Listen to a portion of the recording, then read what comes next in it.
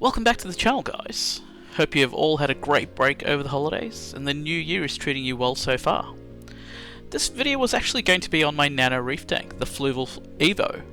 However, while I was devouring my Christmas ham, which I'm proud to say every year I cook myself, the Christmas dining table placed strategically in front of facing my reef display tank so everyone in the family has to stare at my work of art, I was posed with a question from a family member.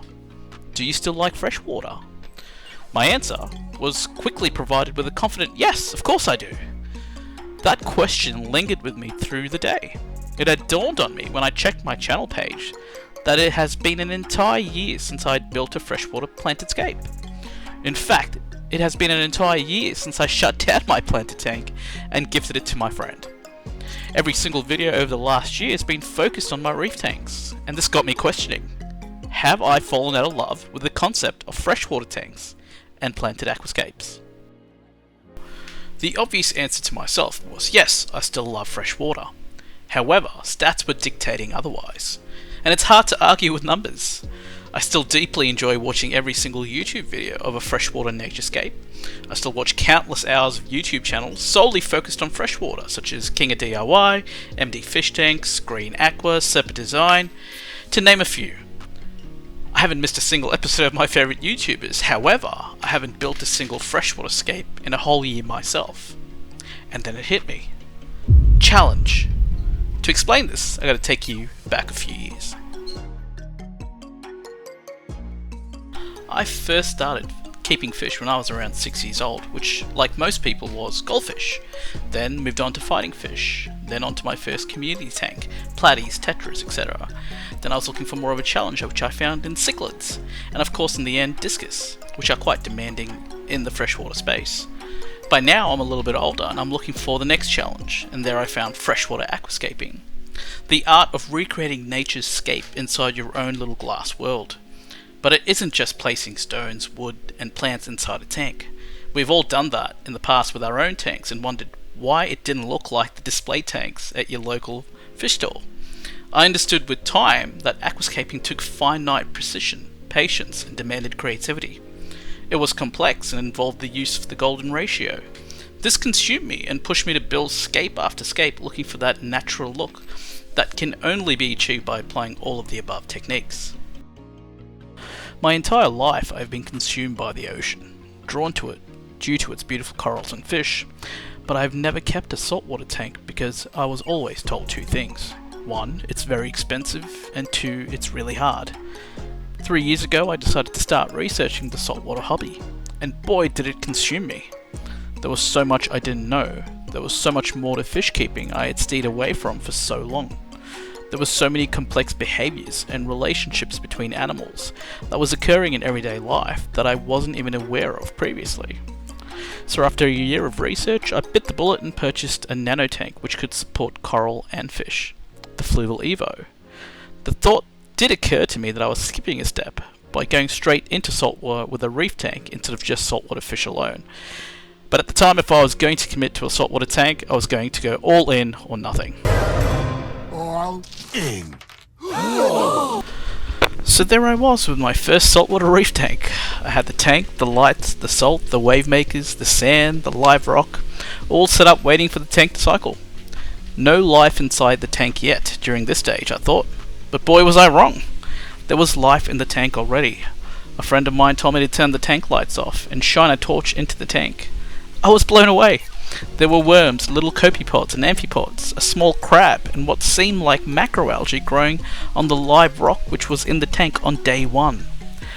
The live rock was teeming with life and bacteria, which was something I never experienced before in freshwater.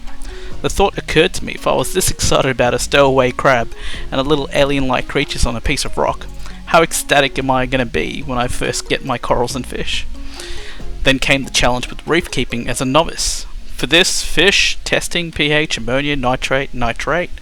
For corals, testing for phosphates, calcium, magnesium, alkalinity, iodine, copper, blah blah blah, etc, the list goes on.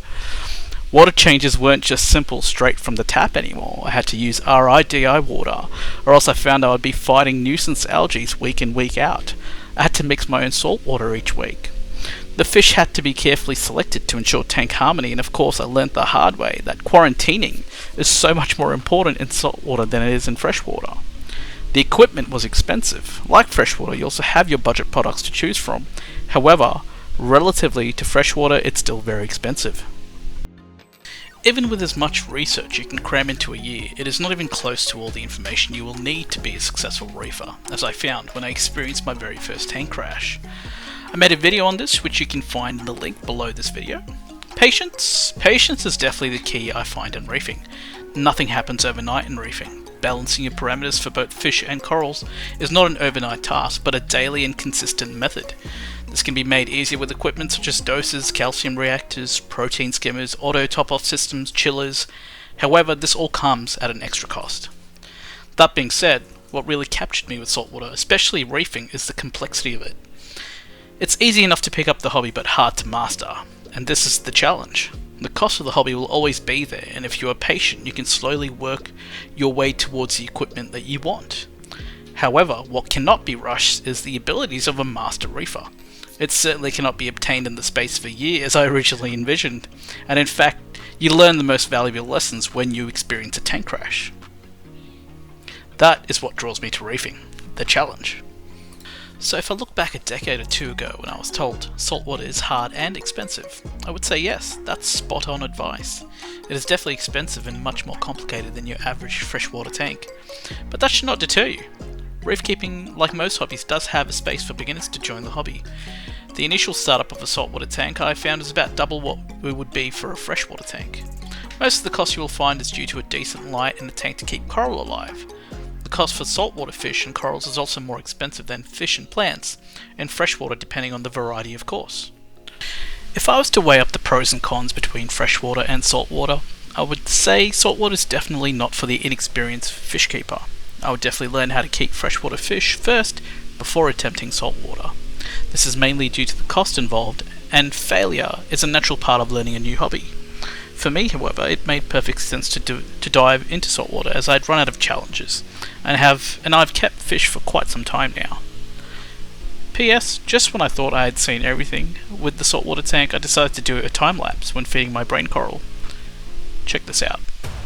Isn't this just fascinating to watch?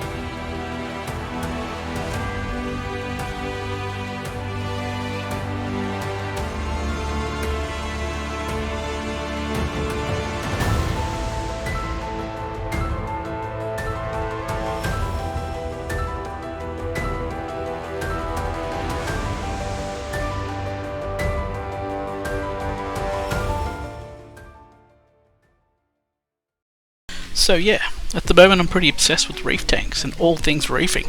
I'm eager to learn more and watch my reef grow in the process. Watch the fascinating symbiotic relationship between fish and corals.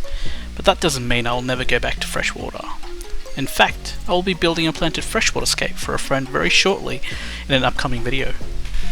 But if we go back to the title of this video, saltwater versus freshwater, which wins? I say meh, why choose? They both win.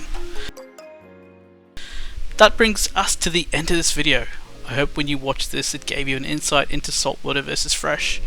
And don't be like me, don't wait 2 decades before you dive into your first reef tank. Do your research and get in there. Happy scaping friends, I'll catch you in the next video. Thank you for watching, bye bye.